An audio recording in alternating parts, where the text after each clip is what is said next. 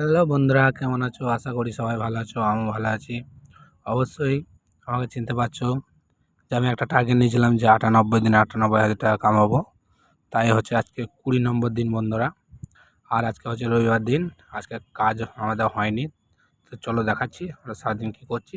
তারপর দেখো সকাল সকাল উঠেই আমাদের এখন খাবার হচ্ছে ব্রেড অমলেট। তাই এখন আমরা সব রেডি করে নিচ্ছি।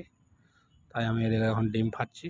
আর এদিকে দেখো আমাদের খোলাতে এখন ব্রেড অমলেট হচ্ছে বন্ধুরা। এদিকে খুব সুন্দর করে। তো বন্ধুরা আজ আমাদের কাজ হয়নি বলে আমাদের এটা সকালবেলাতে খাবার আইটেম। তারপর খাবার দেখো এদিকে আইটেম পর এখন আমার কাজ হচ্ছে এই জামাকাপড়গুলো সব কাচতে হবে। নাই রবিবার দিন ছুটি বলে সেই জন্য বন্ধুরা।